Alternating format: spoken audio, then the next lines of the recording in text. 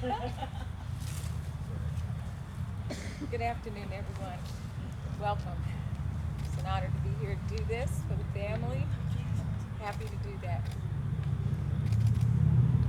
Should I do more? Proclamation from the office of the mayor of the city of St. Louis. Whereas this year marks the 159th anniversary of the emancipation of Archer Alexander, the formerly enslaved man who served as the model for the Emancipation Monument dedicated in Lincoln Park in Washington, D.C. in 1876 on the 11th anniversary of President Lincoln's assassination.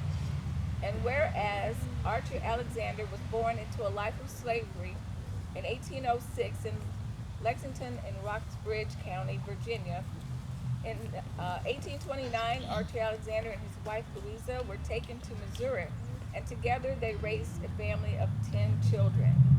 And whereas in 1863, during the Civil War, Archer learned of planned treachery by Southern sympathizers in the St. Louis area, and putting his own life in danger, Archer warned Union troops, thus averting disaster. And whereas, when it was discovered that he was the informant, Archer fled via the Underground Railroad and was given refuge in St. Louis in the home of a Unitarian minister named William Greenleaf Eliot, founder of Washington University of St. Louis and grandfather of poet and literary critic T.S. Eliot.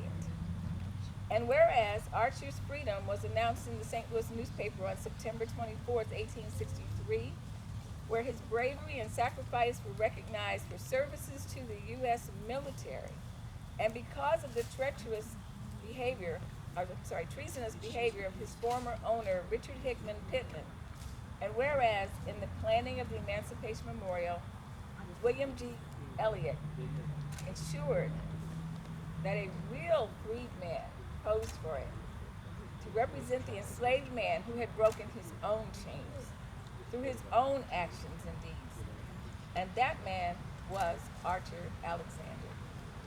Neither Archer nor Eliot were present for the unveiling of the 1876, but Alexander was able to see a photograph of the completed monument before his death on December 8, 1880 in St. Louis.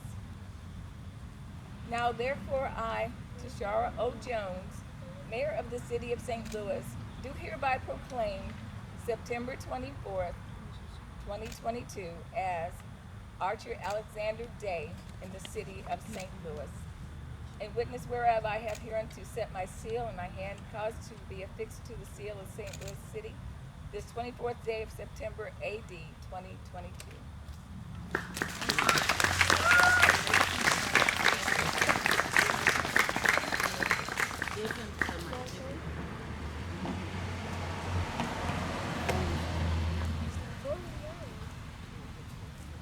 Okay, so first off, on behalf of the entire family, I just wanted to thank the city of St. Louis, as well as the city of St. Charles and the entire state of Missouri, honestly, for allowing us to have this opportunity, for this recognition that comes with this proclamation.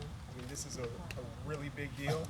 I'm overwhelmed at the amount of support of everybody that came out, and it really warms my heart to make sure to see that you guys are interested in this piece of history that my family is a part of. And just real quick story, I didn't know anything about Archer until about 4 years ago when I came to visit my family, and I remember going and talking to my dad. He was talking to me about a new grocery store that was opening and all this other stuff with the weather, and then 10 minutes in the conversation he says, "Hey, did you see that I was in the New York Times the other week?"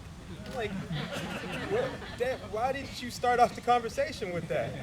And I was curious, like, why? And it was because of Archer. It was because of some information that he had shared with them on that had gotten published. So I didn't know anything about him at that point. My dad gave me a quick summary of it, and I was just overwhelmed at the strength that Archer exuded in order to do what he did.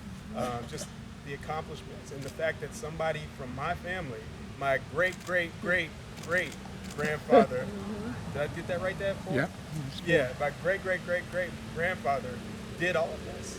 And I was confused as to why it wasn't better known throughout the country. So I feel like events like today and people like you who are hearing this story is going to help make this story grow more and more to where it's just the norm throughout history. Amen. So with that said, I just wanted to recognize my family members that are here today. I'm gonna start with my Aunt Janine because she was mad when I didn't recognize her last time. So, are you gonna stand up? You can stand up. Okay. I'm probably in trouble now. So Aunt Janine. My dad, Keith Winstead, who's been one of the people spearheading this alongside with Doris, of course. You know, he's the person in our family that's really brought this to light. And I wanted to also, I have to recognize my wife who's standing behind me.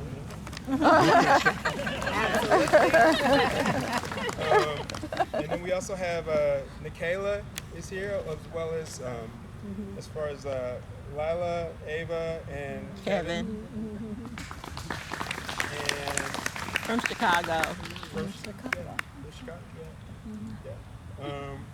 And then also we have I was gonna save this person for last, but I'll go ahead and let it be known that the brother of the greatest Muhammad Ali is here, and fortunately is a part of my family. So Rahman Ali.